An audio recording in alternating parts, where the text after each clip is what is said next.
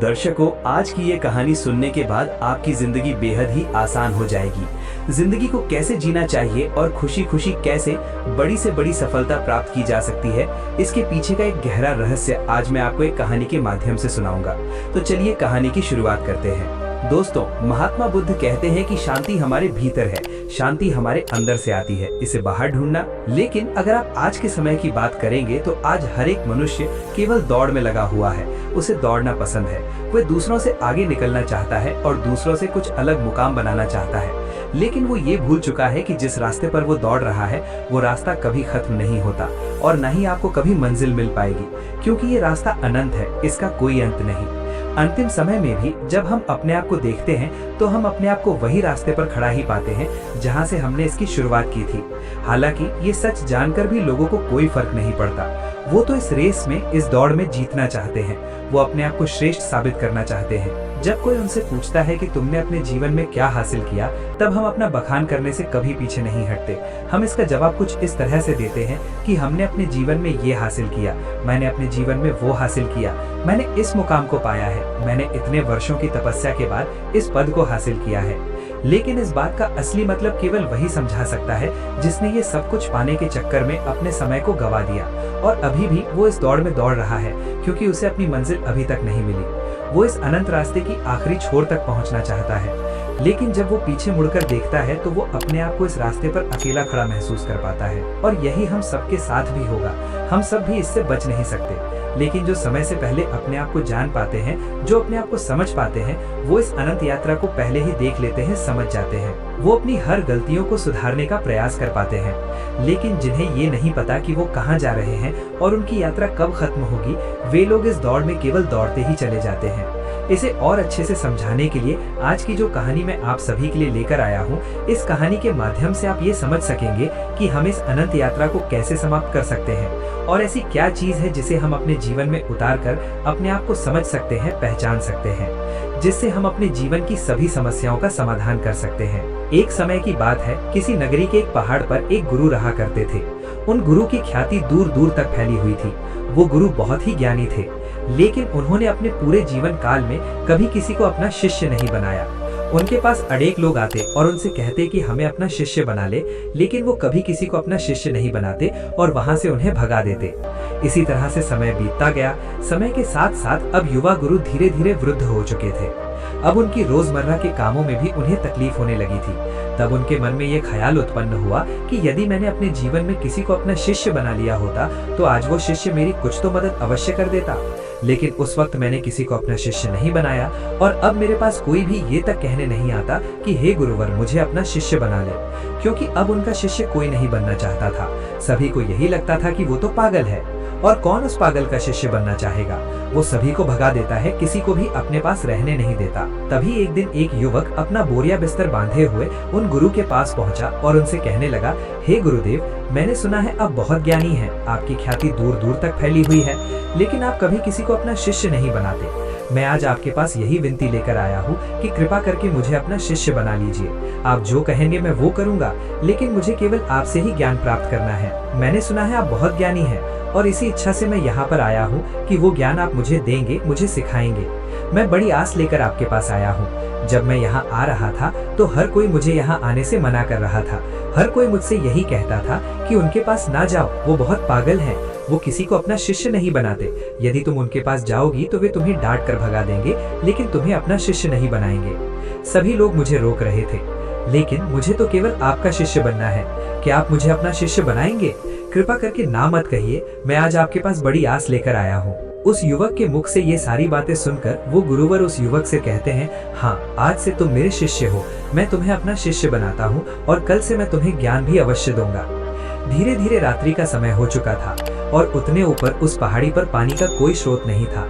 पानी लेने बहुत दूर जाना पड़ता था और शिष्य को बहुत जोरों की प्यास लग चुकी थी। वो पानी ढूंढने के लिए यहाँ वहाँ घूम रहा था, यहाँ वहाँ फिर रहा था, लेकिन उसे कहीं पानी नहीं मिला। और जब उन गुरुवर ने अपने उस शिष्य को पानी ढूंढता हुआ देखा तो उन्होंने कहा, बेटा, तुम्हें इस पहाड़ पर कहीं पानी नहीं मिलेगा, आज की रात तुम्हें ऐसे ही बितानी पड़ेगी, कल सुबह सुबह हम पानी के लिए निकल पड़ेंगे। शिष्य ने अपने और गुरुवर की बात मान ली। उसने जैसे तैसे अपनी रात वहाँ पर बिताई और अगले दिन सुबह सुबह वो गुरुवर और वो शिष्य पानी लेने के लिए निकल पड़े।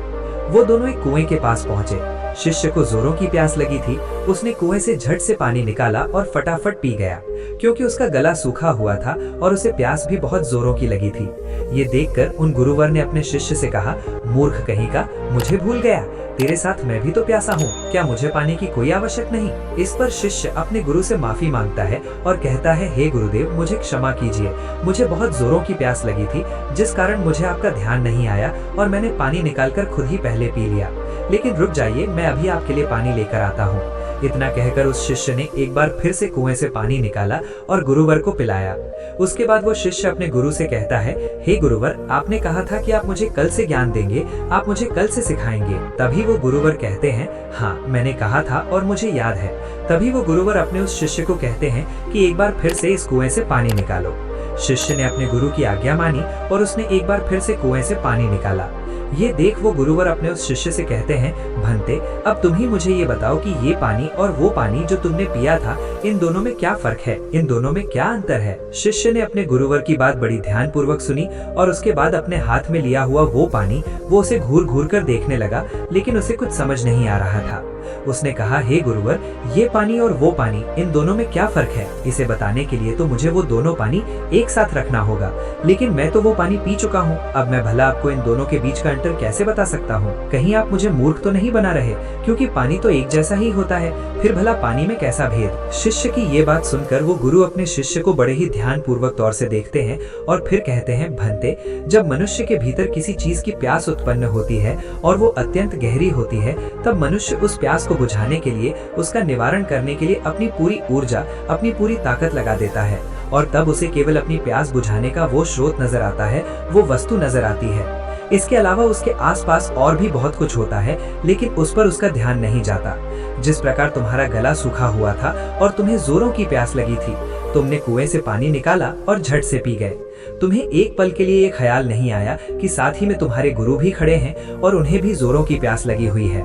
जिस प्रकार अभी तुम्हारे हाथ में ये पानी है और तुम्हारे चारों ओर भी बहुत कुछ है, लेकिन पानी भले ही वैसा ही है, इसका रंग, इसका स्वाद बिल्कुल वैसा ही है, लेकिन ये वो पानी नहीं है जिसके लिए तुम्हारे प्राण सूखे जा रहे थे। इसी कारणवश देखो, तुमने अभी भी ये पानी अपने हाथ में ही लिया हुआ है। यदि तुम्हें जोरों की प्यास लगी होती तो तुम इस पानी को भी पी गए होते बिना किसी इंतजार के। लेकिन अब ये हो सकता है कि तुम इस पानी को फेंक दो या ऐसे कुएं में वापस डाल दो।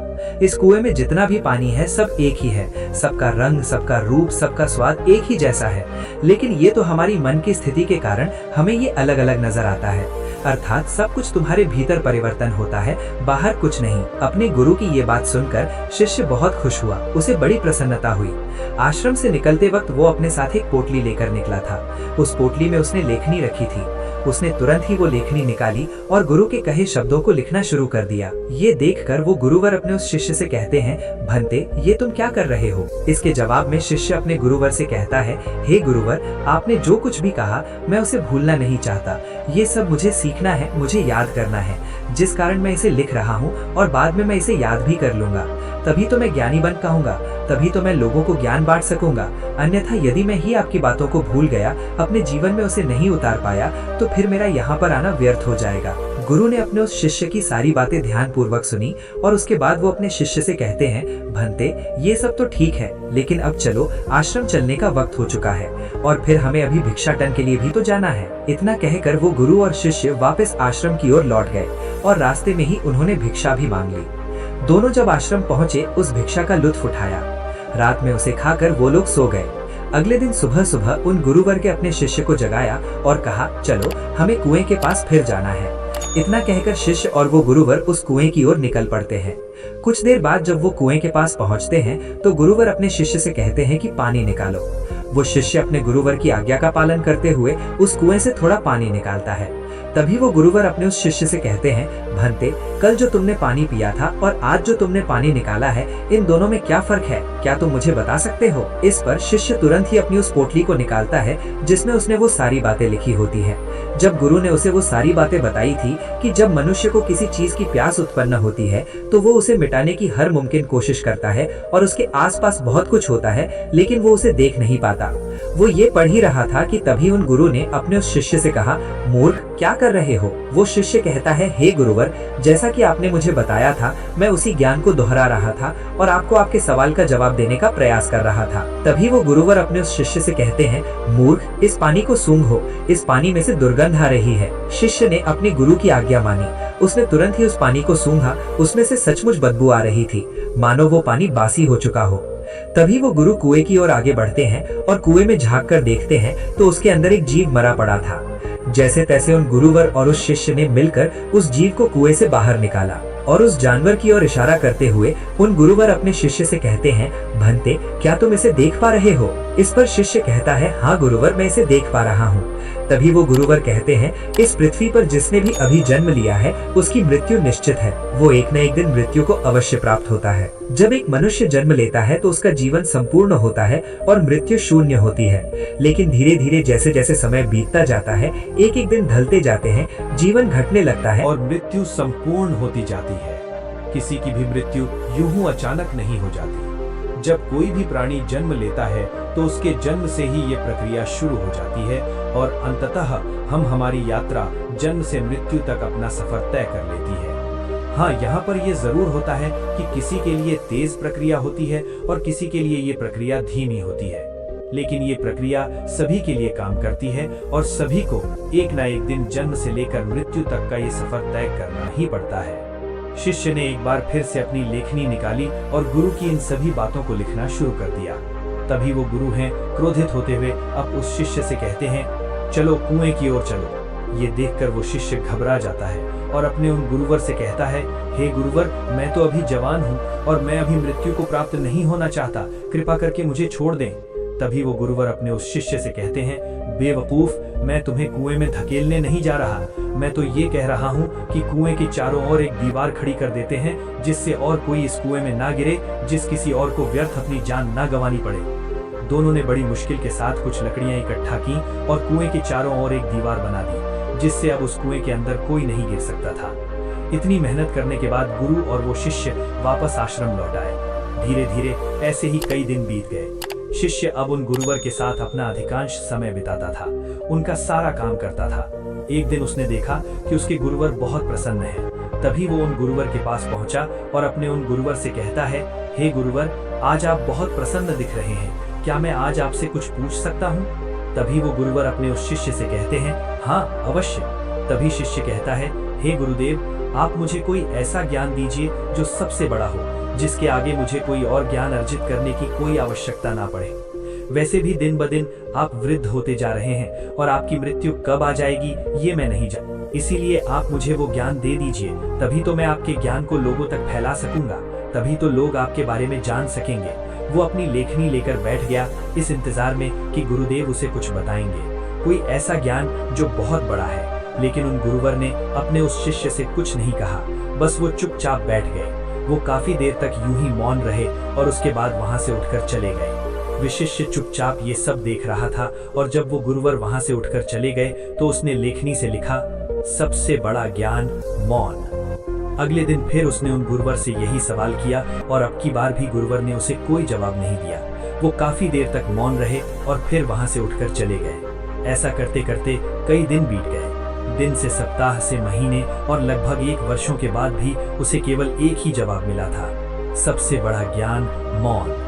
इसके अलावा उसने लेखनी से और कुछ नहीं लिखा था, क्योंकि वो गुरुवर जब भी इस सवाल को सुनते तो वो मौन हो जाते और अपने उस शिष्य से कुछ न कहते, जिस कारण वो शिष्य भी हर रोज अपनी लेखनी से केवल एक ही बात लिखता था, सबसे बड़ा ज्ञान मौन। लेकिन अब उसके सब्र का बांध टूटा जा रहा था। एक दिन रात को उसे नींद नहीं आ रही थी। वो यहाँ वहाँ करवटें बदल रहा था। चांदनी रात थी। वो आश्रम से बाहर निकला और बाहर बैठकर ये सोचने लगा कि आखिर गुरुदेव मुझे वो सबसे बड़ा ज्ञान क्यों नहीं दे रहे? क्या वो मुझे देना नहीं चाहते या मैं अभी इस लायक नहीं हूँ कि उस ज्ञान को समझ सकूं? इस प्रकार उसके मन में हजारों सवाल चल रहे थे, हजारों तरह के विचार उत्पन्न हो रहे थे। तभी अचानक उसे एक पक्षी की आवाज सुनाई पड़ी। उसका पूरा ध्यान उस पक्षी की आवाज पर चला गया और तब उसने महसूस किया कि चारों ओर हवाएं चल रही थीं। पत्तों की सरसराहट की आवाज, ठंडी हवाएं चलने की आवाज, चारों तरफ सन्नाटा छाया हुआ था। वो ये सब महसूस कर पा रहा था। उसने उस सन्नाटे की आवाज को ध्यान से महसूस किया, अपनी आंखें बंद की और बड़े ध्यान से उन आवाजों को सुनने लगा। उसका मन बिल्कुल शांत हो गया और अब तक पहली बार उसने अपने मन को इतना शांत महसूस किया था। पहली बार वो आनंदित महसूस कर रहा था। वो ये भूल चुका था कि बड़े ज्ञान के बारे में अभी तक उन गुरुवर ने उसे कुछ नहीं बताया। तभी उसने सोचा कि जो आज अनुभव मैंने प्राप्त किया है, इसे मैं अपने गुरुवर को अवश्य बताऊंगा। जिस कारण वो उस अनुभव को लिखने के लिए अपनी लेखनी निकालता है, तभी वो देखता है कि उसने अपने किताब के सारे पन्नों पर केवल एक ही बात सीखी है, सबसे बड़ा ज्ञान मौन।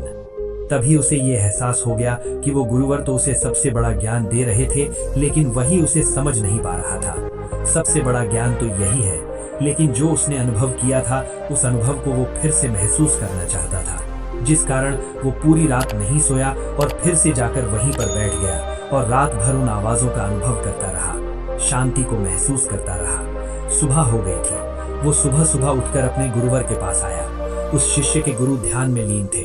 वो चुपचाप वहां पर आया। वहां बैठकर उन्हें शांति से देखता रहा। जब उन गुरुवर ने अपनी आंखें खोली तो अपने उस शिष्य को अपने सामने पाया और वो उसे देखते ही ये समझ चुके थे कि इसे मौन मिल चुका है, इसने शांति का एहसास कर लिया है। गुरु ने अपने शिष्य से कहा, भंते, मौन कोई ज्ञान नहीं है, मौन ज्ञान का आधार है और ये हमें वो दिखाने में सक्षम है जिसे हम अपनी आंखों से नहीं देख पाते। बाहर चाहे कितना भी शोर हो, चाहे कितनी भी भीड़ हो, लेकिन भीतर मौन होना ही चाहिए। अपने गुरुवर के मुख से ये बात सुनकर उसने अपनी लेखनी और अपनी पुस्तक गुरु के चरणों में रख दी और उसके बाद से उसने कभी कुछ नहीं लिखा। उसने केवल वो सारी बातें महसूस की और धीरे धीरे एक दिन उसने असली ज्ञान को प्राप्त कर लिया। दोस्तों, उम्मीद है कि आपने आज की इस वीडियो से जरूर कुछ न कुछ सीखा होगा। तो इस वीडियो को लाइक और अपने दोस्तों के साथ शेयर करना ना भूलें। हमें ऐसे ही सपोर्ट करने के लिए चैनल को सब्सक्राइब और घंटी बटन को जरूर दबा दें। तो चलिए मिलते हैं एक और वीडियो में, तब तक के लिए अपना ख्याल रखें। धन्यवाद। नमो बुद्धाय।